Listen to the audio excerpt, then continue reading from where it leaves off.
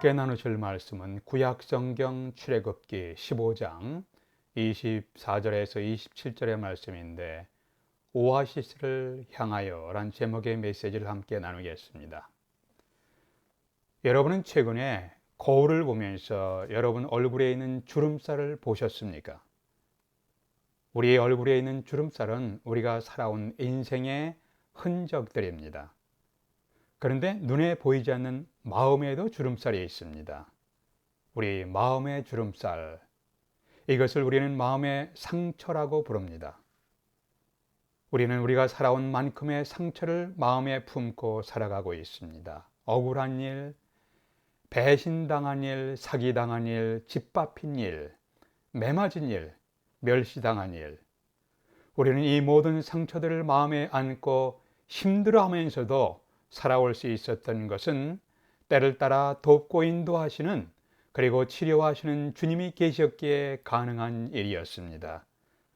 오늘날 나의 나된 것은 하나님의 은혜로 된 것입니다 라고 고백한 분이 사도 바울이죠. 바울처럼 오늘날까지 우리가 살아올 수 있었던 것은 하나님의 은혜가 있었기에 가능한 일이었습니다. 그런데 이제 미래에 우리가 살아갈 삶의 현실에서 계속되는 마음의 고통과 상처를 당했을 때 어떻게 극복하며 도우시는 하나님의 은혜를 누릴 수 있을 것인가? 이것이 오늘 메시지의 초점입니다. 첫 번째는 하나님께 부르짖어 기도하는 것을 배우십시오. 하나님께 부르짖어 기도하는 것을 배우십시오. 오늘 말씀 25절에 보니까 모세가 여호와께 부르짖었더니, 모세가 부르짖어 하나님께 기도한 배경은 무엇이었습니까? 얼마 전에 이스라엘 백성들은 죽음의 바다인 홍해를 건넌 후에 바닷가에서 춤을 추며 감격의 찬양을 드렸으며 감사의 예배를 드렸습니다. 그들은 하나님의 인도하심을 따라 가나안을 향해 나가기 시작했습니다. 낮에는 구름 기둥으로, 밤에는 불 기둥으로 하나님이 함께 하심과 보호하심을 경험했습니다. 그런데 사흘길을 행했으나 물을 얻지 못했습니다. 사막의 여행길에서 마실 수 있는 물이 없다는 것은 쓰디쓴 고통입니다. 이들은 마라라는 곳에 도착했습니다.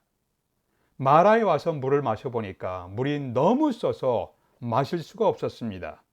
이때 이들은 어떻게 해야 했을까요? 24절에 보니까 백성이 모세에게 원망하여 이르되 우리가 무엇을 마실까 하매, 백성들은 물이 써서 마실 수 없다며 원망했습니다. 지도자를 원망했습니다. 하나님을 원망했습니다. 자신들의 처지를 원망했을 겁니다. 광야의 낮에는 매우 덥습니다. 광야의 밤은 매우 춥습니다. 광야에서 마실 물을 써서 마시지 못하고 충분히 갈증이 해소되지 못한 상태였습니다. 앞으로 목표 지점까지 걸어갈 수 있을 전망은 매우 불투명했습니다. 백성들의 원망과 불평 중에서 모세는 하나님 앞에 나아가서 간절히 현재 상황을 하나님께 내려놓고 부르짖어 기도합니다.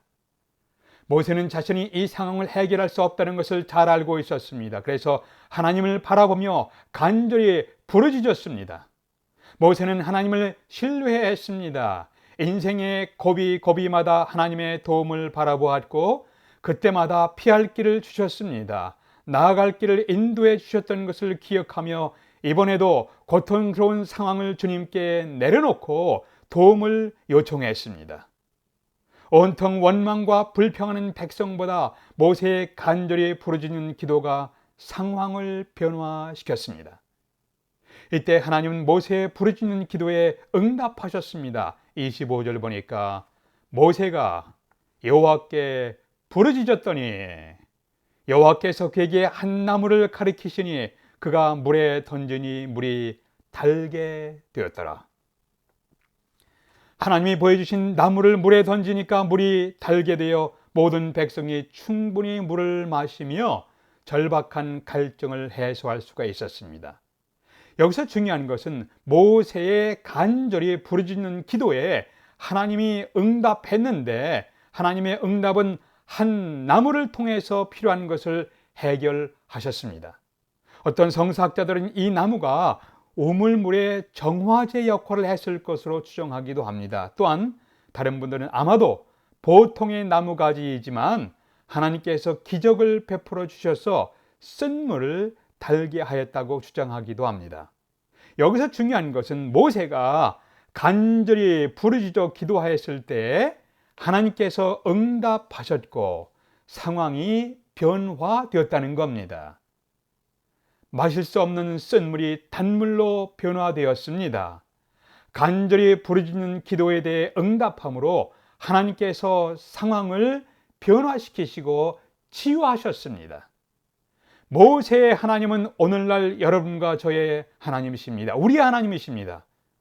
그렇다면 오늘날 우리를 고통스럽게 하는 쓴물을 마시는 인생에서 우리는 원망이나 불평을 중단하고 우리의 아픔과 고통의 문제를 하나님께 가지고 나가서 간절히 부르짖어 기도하는 것을 배울 수 있을 것입니다. 우리가 살아갈 삶의 현실에서 계속되는 마음의 고통과 상처를 당했을 때 어떻게 극복하며 도우시는 하나님의 은혜를 누릴 수 있을 것인가? 첫 번째는 하나님께 부르짖어 기도하는 것을 배우십시오. 두 번째, 믿음으로 인생 여행을 계속하십시오. 25절 보니까 다시 모세가 여호와께 부르짖더니 여호와께서 그에게 한 나무를 가리키시니 그가 물에 던지니 물이 달게 되었더라. 여기서 끝나는 것이 아니라 거기서 여호와께서 그들을 위하여 법도와 율례를 정하사 그들을 시험하실세. 여기서 시험하실세. 하나님이 이스라엘 백성들을 시험하시다. He tested them. 문구를 주목하십시오. 사흘간의 목마름의 고통, 마라에서의 쓴물이라는 시험을 경험했지만 믿음의 행진을 계속하라는 격려의 메시지입니다. 마라의 쓴물을 달게 변화시켜 주셔서 갈증을 해소했지만 여전히 가야 할 사막의 여행이 남아 있었습니다. 부르짖는 기도를 들으시고 응답해 주신 하나님을 믿고 비록 시험이 닥쳐와도 믿음으로 인생 여행을 계속하라는 메시지를 주고 있습니다. 26절에서 이르시되 너희가 너희 하나님 나 여호와의 말을 들어 순종하고 내가 보기에 의를 행하며 내 계명에 귀를 기울이며 내 모든 규례를 지키면 내가 애굽 사람에게 내린 모든 질병 중 하나도 너희에게 내리지 아니하리니 나는 너희를 치료하는 여호와임이라. 나는 너희를 치료하는 여호와임이라. 여기서 순종 의를 행하며 내 계명에 귀를 기울이며 규례를 지키면이 강조되었는데 이것은 한마디로 하나님의 말씀에 삶의 어려움과 고통, 쓴물을 마실지라도 하나님의 말씀에 따라 계속해서 순종하며 인생 여행을 계속하라는 메시지입니다. 이스라엘 백성들이 홍해 바다가 갈라지며 마른 땅이 된 바다를 걸어서 건너는 기적은 정말로 신나는 경험이었습니다. 자신들을 노예로 삼고 핍박하며 죽이려고 쫓아오던 애굽의 군대들은 홍해 바다에서 몰살당했습니다. 이제 자신들을 추격하는 자들이 다 죽었습니다. 이스라엘 백성들은 노예에서 자유인이 되었습니다. 지금부터 하나님이 약속하신 땅인 가나안을 향하여 행진하는 일만 남아 있었습니다. 그들은 홍해를 건넌 후에 바닷가에서 감격의 노래를 불렀습니다. 온 남녀 백성들은 찬양하며 춤을 추었습니다. 그러나 인생의 쓴맛을 맛보며 고통스러운 환경에서도 폭풍과 비바람이 불어오고 어두운 밤 속에서도 하나님은 우리에게 믿음의 행진을 계속하기를, 순종하기를 배우기를 기대하십니다. 우리 인생의 어두운 고난의 밤에도 하나님의 말씀에 따라 찬양하며 예배드리는 사람이 있다면 그 사람은 믿음의 행진을 계속하는 성숙한 사람입니다. 하나님은 우리에게 이렇게 끈질긴 믿음, 성숙한 믿음을 기대하십니다. 우리 삶의 고통에서 우리는 하나님의 말씀을 붙들고 그 말씀에 따라 살고자 몸부림친다면 하나님은 우리에게 다가오셔서 치료의 은혜를 베푸시겠다고 말씀하셨습니다. 26절을 요약하면 나 여호와의 말을 들어 순종하라. 그러면 나는 너희를 치료하는 여호와임이라. 쓴맛을 경험했던 마라를 지나서 이스라엘 백성들은 계속 행진했습니다. 마음의 고통, 가정의 아픔, 육체의 고통스러운 질병 속에서도 하나님께 순종을 결심하고 일어나 행진을 계속하는 백성들을 위해서 하나님은 무엇을 준비하셨을까요? 27절에 보겠습니다. 그들이 이스라엘 백성들이 엘림에 이르니 거기서 물샘 열들과 종려나무 70그루가 있는지라. 거기서 그들이 그 물 곁에 장막을 치니라. 물샘이 12개가 있었습니다. 이스라엘은 12부족으로 구성되었는데 이것은 각 부족이 풍성히 먹을 수 있는 물을 공급하셨다는 의미입니다. 그러면 종려나무가 몇 주가 되었는가요? 70주였습니다. 이스라엘 지도자인 장로들이 70명이었습니다. 이것은 각 지도자들과 각 사람들 모두에게 풍족하게 먹을 수 있도록 공급하셨다는 것을 의미합니다. 하나님은 전체 이스라엘 백성들이 갈증을 해소할 만큼 충분한 물을 공급하시고 쉴 수 있는 종려나무를 주셨습니다. 얼마 전에 마라에서 사람들은 원망하며 불평했습니다. 왜냐하면 환상의 오아시스 엘림이 보이지 않았기 때문이었습니다. 그런데 우리의 눈으로 엘림 오아시스가 보이지 않아도 하나님은 우리를 위해서 오아시스를 이미 예비해 놓으셨습니다. 하나님은 미리 환상의 오아시스 엘림을 준비해 놓으시고 우리를 그것으로 인도하시는 중이셨습니다. 환상의 오아시스 엘림은 쓴맛을 본 마라를 거쳐서 마라에서 쓴맛을 본 이후에 비로소 도달할 수 있었다는 것을 기억하십시오.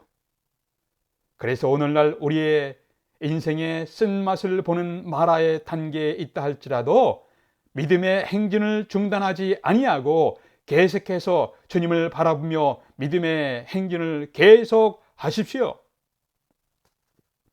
복음서에서 예수님은 수많은 환자들을 치료하셨습니다. 문둥병을 치료하셨습니다. 눈먼 자에게 시력을 회복시켜 주셨습니다. 귀신 들린 자에게 귀신을 내쫓아서 정상으로 회복시켜 주셨습니다. 예수님은 치료하시는 분이십니다. 그런데 이 세상에서 주님이 치료하셨던 모든 육체적인 치료는 더 깊고 더 근본적인 치료가 있음을 보여주는 사건들입니다. 인간들이 이 세상에서 겪는 모든 비극의 근본적인 문제는 하나님을 거역한 죄라는 질병입니다. 인간이 가진 근본적인 질병은 죄라는 질병이에요. 이 죄라는 질병을 치료하시는 분은 예수 그리스도이십니다. 이 땅에서 죄의 질병을 치료받은 사람들은 궁극적으로 모든 질병, 이 땅에서 예수님에 의해서 죄라는 질병을 치료받은 사람은 궁극적으로 모든 질병이 치료받게 될 것입니다. 요한계시록 맨 마지막 장에서 성령 하나님께서 이렇게 말씀하셨습니다.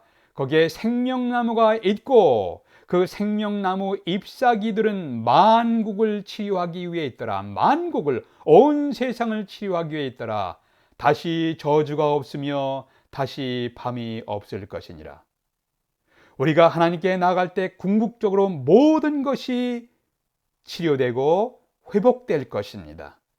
새 하늘과 새 땅에서 우리는 온전하게 회복된 모습으로 나타나게 될 것입니다.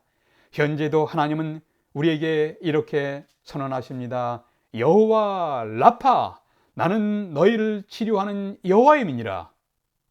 우리는 웃다가 울 때가 있습니다. 우리는 때로는 춤추다가 주저앉아 울기도 합니다. 꿰매었던 것은 다시 찢어질 것입니다. 이 땅에서 사랑은 미움으로 변할 수가 있습니다. 이 땅에서 평화는 전쟁으로 깨어지게 될 수도 있습니다. 우리의 이러한 인생에서 마라의 땅과 같이 쓰디쓴 고통을 통과한 후에 하나님은 축복의 오아시스가 있는 엘림 땅을 준비하셨습니다.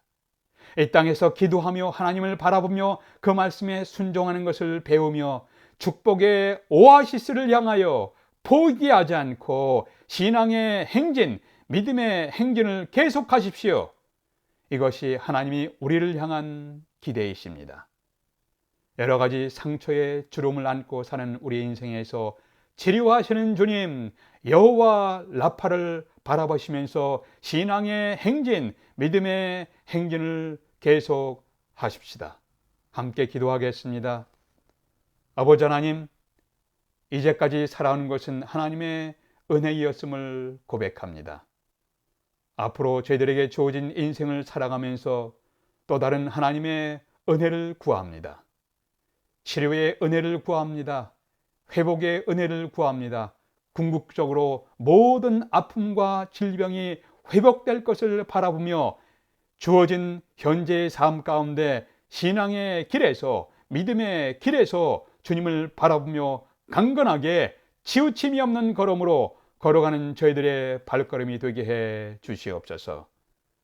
우리의 주 예수 그리스도 이름으로 기도하옵나이다.